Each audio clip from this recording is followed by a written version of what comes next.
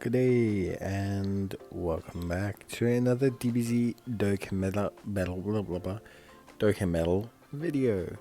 In this video we're going to take a look at the characters and the details for the LR Super Saiyan God Goku and Super Saiyan God Vegeta, who turn into Vegito, and we're going to take a look at the Zamasu and the domain effect and just everything, and take a look at the details a little bit more in depth, because obviously I will do a should you summon video, but it's nice to have a look at the details, a bit on more detail.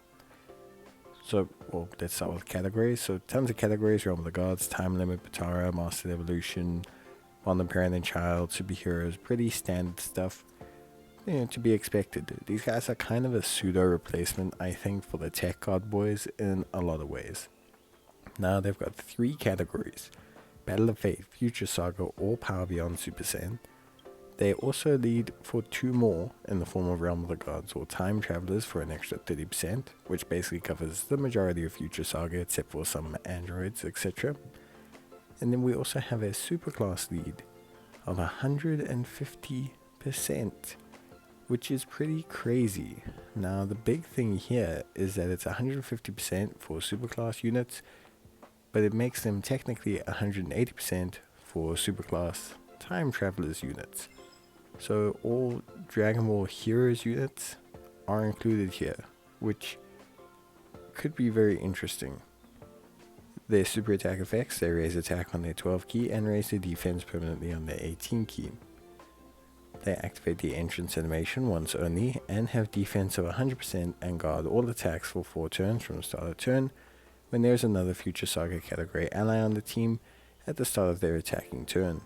They have Key +3 and attack and defense of 100%, plus an additional Key +2 per type key sphere obtained, plus an additional attack and defense of 50%, and attacks effective against all types when there's a Realm of the Gods category enemy. They have an additional defense of 150% with a high chance of evasion as the first attacker in the turn, and have an additional attack of 100% and defense of 50%, and launch an additional attack that has a high chance of becoming a super attack as the second or third attacker in the turn, and they launch an additional super when the key is 20 or more. So they have attacks effective against all types baked in against certain enemies, but more importantly they have additionals baked in, so you can look at a crit build. Then they have the Batara Fusion, which can be activated when HP is 70% or less starting from the 5th turn, or when there's another Future Saga category ally attacking in the same turn, or a Future Saga category ally enemy from the 7th turn onwards. When they are in their Super Saiyan God SS Vegito form, they greatly raise attack and defense for 1 turn, cause colossal damage to the enemy and lower the enemy's attack and defense, and then they greatly raise attack and defense for 1 turn on the 18 key, whilst also raising allies' defense by 50% for 1 turn. What's interesting is this is a straight raise, so unlike things like link skills or support, this happens after the unit calculation, so it's a flat 50% increase, which is pretty big.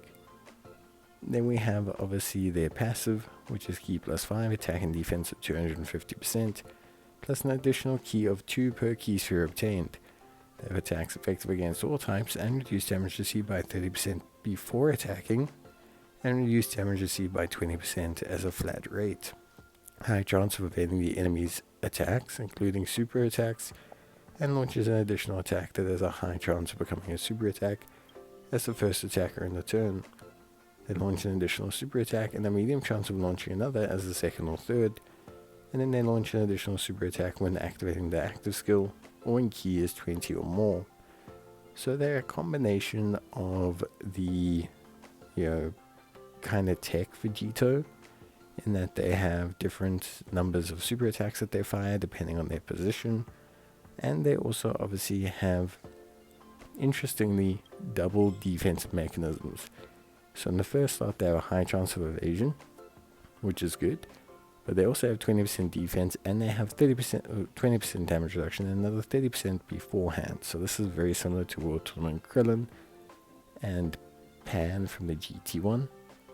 And basically, it's very interesting, because remember, they can retain their defensive stacks from the Goku and Vegeta form, so they can retain that. They transform, Then they have 50% damage reduction. After the 50% damage reduction disappears, they still have 20%. And then they also have 50% evasion. So they could definitely be a very good pseudo first slot unit. And then obviously they have an active skill, which causes ultimate damage to the enemy. Within the turn activated, evades all enemies' attacks, which is pretty good. This can only be activated when HP is 50% or less, or when facing one enemy whose HP is 50% or less. Overall, I think they're really good units. The animations for the 18 key and the 12 key are really awesome. And yeah, I think, overall they are really good. They lead 3 great teams. They have a very solid leader skill. And yeah, obviously TEQ Vegito technically should be their perfect linking partner, which is pretty impressive. Now we are going to take a look at Zamasu. So Zamasu's got a couple less categories, obviously just being an extreme unit and being a bit more restrictive. But yeah, Zamasu, Realm of the Gods, Exploding Rage, Worldwide Chaos, Power of Wishes, Final Trump Card, Fuse Fighters, etc. All pretty good. In terms of his leader skill, he leads Realm of the Gods, Worldwide Chaos, or Fused Fighters, which is good. 170% plus an additional 30% for Time Travelers or Final Trump Card. The big thing here is he doesn't have a lot of room for units outside of maybe Cell or Android 17 and 18. Worldwide Chaos doesn't really include units like Cooler or Freezer, so that's a little bit of a shame. However, he does have extreme class coverage of 150%, so technically speaking, you can run whatever team you want underneath him, which is good. I think overall he's got a very good leader skill. Then in terms of super attacks, on his 12 key he greatly raises attack and defense for one turn, causes colossal damage to the enemy and greatly lowers defense. Whilst on his 18 key he massively raises attack, which is pretty nuts, and raises his defense for one turn. Now he doesn't massively raise attack permanently, that would be ridiculous. That's obviously for one turn, but it's pretty important because it affects his 12 key. Which is great, and he also greatly lowers attack, which is helpful in a lot of content. Then we have his passive skill, which he activates the entrance animation, and then he reduces damage received by 20% for 4 turns from the start of turn, plus an additional damage reduction of 20% for the first turn. So that's 40% for the first turn, and then 20% for the other turns afterwards, when there's another Realm of the Gods category ally on the team at the start of his attacking turn, which is fine. He has key plus 6 and attack and defense of 100%, with an additional key plus 3 and attack and defense of 50% when there are no Realm of the Gods category enemies. Now that's very interesting.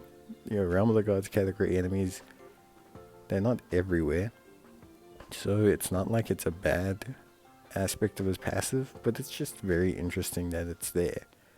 Then he has high chance of performing a critical hit, which is great, 50% base, damage reduction of 40%, which is great, and an additional defense of 50% when receiving an attack.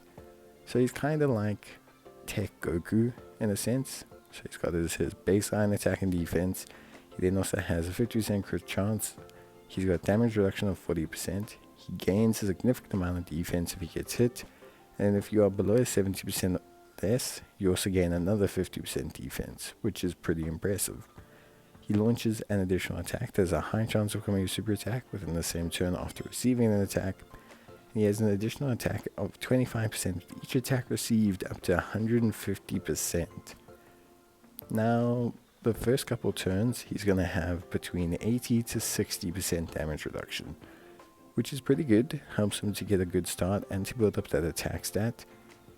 Then, what's interesting is it says he gets an additional defense of 50% when receiving an attack. So, much like Goku in that turn if he gets hit. So this is multiplicative, which means his defense can get very high, and 40% damage reduction is not bad.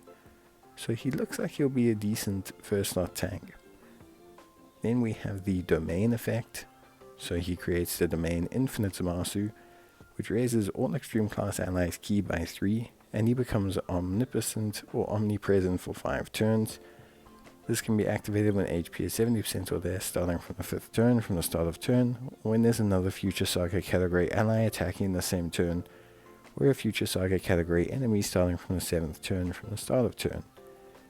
So how the domain skill works is he basically becomes like, so the domain skill portion, this, extreme class allies by 3 and becoming omnipresent, means that all your extreme class allies for 5 turns from the moment you activate it get 3 ki extra.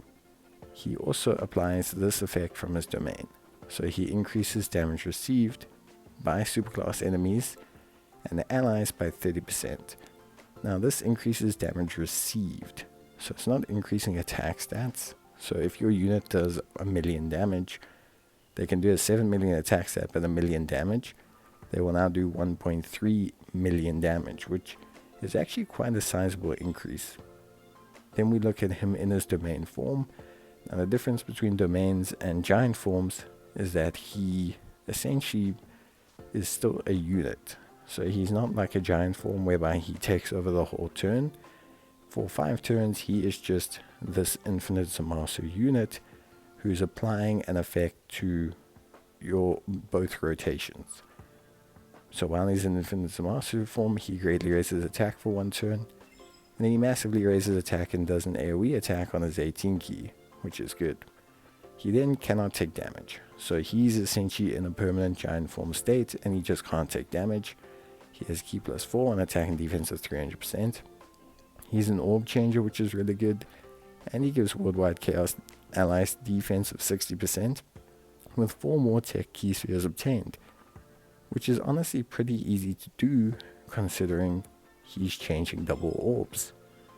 So Zamasu's domain effect is interesting, and I think it's going to be an interesting one to see how it plays out, but overall it is going to have a big effect on how his teams function, because he's augmenting their damage, he's applying a flat ki buff to the rest of them, and he himself is still a functional unit. He just can't take damage, which is in its own right pretty impressive. So yeah, that's obviously it for the details of the units. I just wanted to do this video so that we have a better look at the domain skill and the units details before we do a summon video later on and just discuss everything in general. But yeah, let me know your thoughts on the 2 headlining units, and yeah, let's see which one you guys prefer. But that's gonna be it for me. See you next time. Bye.